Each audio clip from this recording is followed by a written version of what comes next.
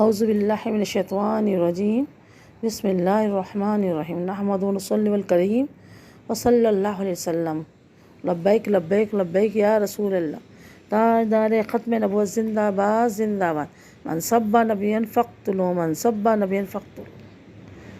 تمام یوٹیوب پر سننے والوں کو خوش آمدید۔ آئیے ہم اپنا بیان کا آغاز کرتے ہیں۔ ہماری سورہ بقرہ چل رہی ہے۔ سورہ بقرہ میں ہم آج موسیٰ علیہ السلام کا اب واقعہ سماعت فرمائیں گے۔ بہت بڑا واقعہ ہے، ہو سکتا ہے کئی پارٹ آ جائیں صرف موسیٰ علیہ السلام کے واقعات میں، کیونکہ قرآن مجید میں جگہ جگہ ان کا تذکرہ کیا گیا ہے، اور سب سے زیادہ نام ہی موسیٰ علیہ السلام کا قرآن میں 28 سے 26 مرتبہ ان کا نام آیا ہے، موسیٰ علیہ السلام کا۔ اور جو ہے سورہ بقرہ میں ان کا تفصیل سے واقعہ ہے، سورہ بنی اسرائیل میں ہے، سورہ طٰہٰ میں ہے، سورہ شعراء میں ہے، سورہ احزاب میں ہے، سورہ آل عمران میں ہے۔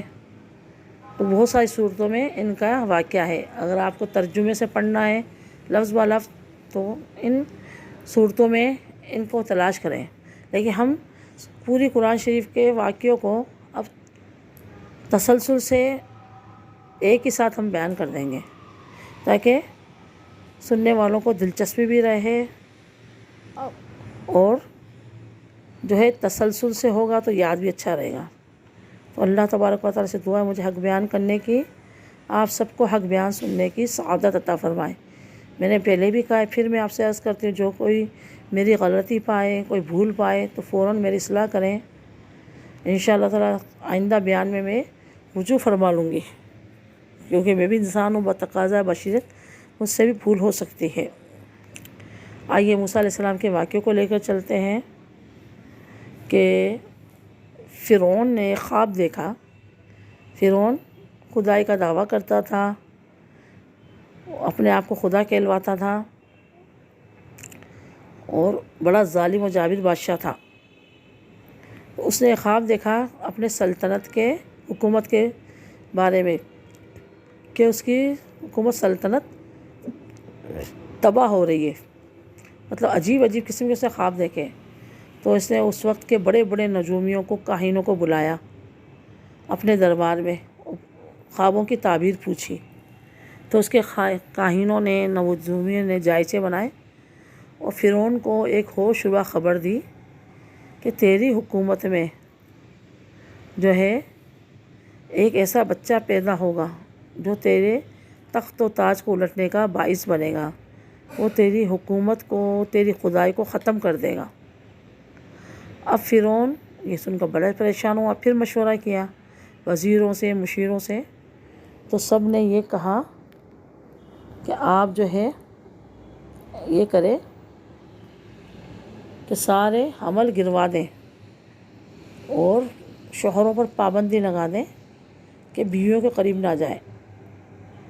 تو پھر فرعون نے یہ کیا کہ بچوں کے جو ماؤں کے پیٹ میں تھے عمل گرا دیے، اور جو بچہ پیدا ہوتا اگر لڑکا ہوتا تو اس کو ذبح کر دیا جاتا، قتل کر دیا جاتا، اور بیٹی ہوتی تو بیٹی کو زندہ رکھا جاتا۔ اب موسیٰ علیہ السلام بھی اپنی ماں کے پیٹ میں پرورش پا رہے تھے، ان کی ماں کو بھی خبر تھی کہ بھئی یہ معاملہ ہونے والا ہے، اور ان کو تشویش تھی کہ اگر میرا بیٹا ہو گیا تو وہ ذبح کر دیا جائے گا۔ تو جب موسیٰ علیہ السلام کی ولادت کی وقت آیا تو آپ کی والدہ ایک دور دراز غار میں چلے گئی، اور وہاں جا کر انہوں نے اپنے بیٹے کو جنم دیا۔ اب جنم دینے کے بعد تھوڑے دن تو غار میں چھپ کر جاتی، ان کو دودھ وغیرہ پلاتی، لیکن پھر فرعونیوں کے خوف سے، کیونکہ فرعونی جگہ جگہ معلومات کرتے پھر رہے تھے، آپ نے کیا کرا، اللہ کے حکم سے ایک صندوق بنایا، اور اس صندوق کو مصر کے اندر جو دریائے نیل ہے، یہ مصر کا واقعہ میں آپ کو بتا رہی ہوں، فرعون کی حکومت مصر میں تھی، آج بھی اس کی ممی عبرت کا نشان بنی ہوئی مصر کے عجائب خانے کے اندر، میوزیم میں۔ تو اس کی موت عبرتناک موت انشاءاللہ آپ زندگی رہی تو آخر میں سنیں گے، ابھی پورا تسلسل سے واقعہ ہم سن لیتے ہیں، پھر آخر میں فرعون کا انجام بھی سنیں گے۔ تو ان کی بہن کو انہوں نے کہا کہ جاؤ اس صندوق کے پیچھے پیچھے جاؤ، دیکھو یہ صندوق کہاں جاتا ہے۔ تو اس کو ان کی والدہ نے دریا نیل میں بہا دیا۔ وہ صندوق بہتا بہتا فرعون کے محل میں آ کر ٹھہر جاتا ہے، اور فرعون اس کی بیوی آسیہ اس وقت جو ہوتی ہے اپنے باغ کے اندر موجود ہوتے ہیں، جہاں وہ ایک نہر کا کچھ حصہ ان کے باغ میں سے بھی گزرتا ہے۔ تو اللہ کا حکم کہ وہ صندوق تیرتا تیرتا ان کے باغ میں آ جاتا ہے۔ فرعون کے اولاد نہیں ہوتی، جب وہ دیکھتے تو اس میں حسین بچہ، تو فرعون جو چاہتا ہے قتل کرنے کے لیے، تو آسیہ سمجھاتی ہے کہ تو پتہ نہیں کہاں سے کس ملک سے آیا ہے، پتہ نہیں اپنے ملک کا ہے نہیں ہے، اور ہمارے اولاد یہ ہے، تو دیکھو یہ ہماری مدد ہوئی ہے، ہم اس کو پال لیتے ہیں۔ موسیٰ علیہ السلام فرعون کے گھر میں پرورش پانے لگتے ہیں۔ آسیہ ان کو بہت چاہتی ہے، ان کو کھلاتی پلاتی ہے، اپنے بیٹا بنا لیتی ہیں۔ تو موسیٰ علیہ السلام ایک دن فرعون کی داڑھی پکڑ لیتے ہیں اور اس کے تماشا مارتے ہیں۔ تو فرعون کو غصہ آ جاتا ہے کہ تو لگتا ہے یہ وہی بچہ ہے جو ابھی اس نے میری داڑھی میں ہاتھ ڈال دیا، تو لگتا ہے یہ بچہ میری حکومت کا تختہ الٹنے کا سبب بنے گا، یہ وہی بچہ لگتا ہے۔ اب جو ہے آسیہ سمجھاتی ہے کہ اس کو قتل نہ کرو، تو بچہ ہے، ناسمجھ ہے، اس کو کیا پتہ، اس کے آگے آپ انگارے رکھ دو، ہیرے جواہرات رکھ دو، اس کو تھوڑی پتہ ہے کیا ہے۔ تو اس نے کہا ٹھیک ہے میں امتحان لیتا ہوں۔ تو فرعون نے ایک تھال میں کوئلے دھکا کے رکھ دیے، ایک میں ہیرے و جواہرات، پیسے وغیرہ سکے رکھ دیے۔ موسیٰ علیہ السلام کو بٹھایا گیا، تو موسیٰ علیہ السلام ان ہیرے جواہرات پر ہاتھ مارنے لگے، تو جبرائیل امین نے فوراً آ کر ان کے ہاتھ میں انگارہ دے دیا، ہاتھ انگارے پہ رکھ دیا ان کا، اور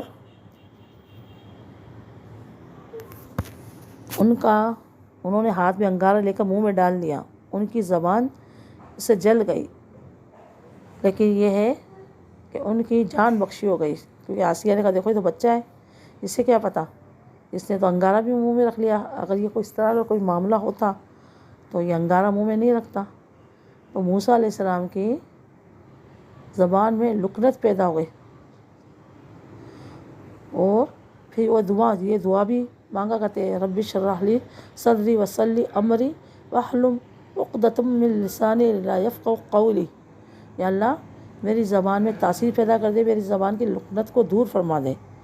تو جن کا بچہ نہیں بولتا ہے، کم بولتا ہے، اس کے منہ میں کوئی مرض ہے بولنے کا، تو یہ دعا پڑھا کرے کثرت سے، پڑھ کر پانی پر دم کر کے بھی پلائیں، بچے کو بھی وہ پڑھ کر پھونکیں، تو انشاءاللہ تعالیٰ آپ کا بچہ بولنے لگ جائے گا۔